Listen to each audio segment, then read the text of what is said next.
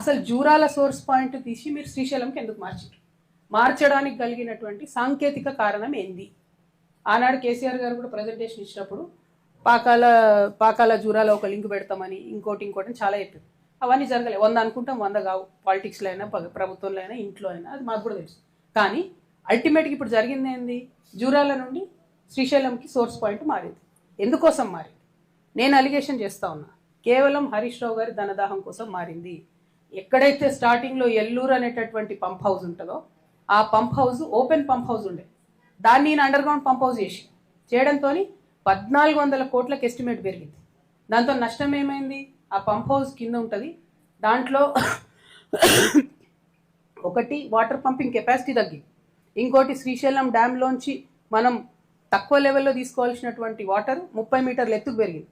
అంటే నిండుంటేనే తప్ప తీసుకోవడానికి ఉండదు, కింద లెవెల్లో తీసుకోవడానికి లేదు. అట్లా నష్టం.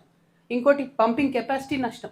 మూడవది అండర్ గ్రౌండ్ చేయడంతో అది వచ్చి కల్వకుర్తిలో ఉన్నటువంటి మోటార్లను కొడితే కల్వకుర్తి లిఫ్ట్ ఇరిగేషన్ ఇప్పటికి కూడా కేవలం 3 మోటార్లతోనే పనిచేస్తుంది. మొత్తం 10 ఏళ్లలో, తెలంగాణ వచ్చిన 10 ఏళ్లలో 3 మోటార్లతోనే కల్వకుర్తి పనిచేస్తే, ఇరిగేషన్ మంత్రిగా ఆయన 5 ఏళ్ళు ఉంటే రిపేర్ కూడా ఏపీలో ఇప్పటి వరకు. సో ఎందుకోసం ఈ మాట చెప్తా ఉన్నా అంటే, ఈ 2 ప్రశ్నలకు సమాధానం చెప్పి హరీష్ రావు గారు పవర్ పాయింట్ ప్రజెంటేషన్ పెట్టుకుంటారో ఏం పెట్టుకోవాలి. కాకపోతే ఇది అసెంబ్లీలో చెప్పే అవకాశాన్ని వదిలిపెట్టి వచ్చి కూర్చొని పార్టీ ఆఫీస్లో చెప్పడం అన్నది మాత్రం కేవలం ప్రజల్ని మభ్యపెట్టడం ఇది కరెక్ట్ కాదు.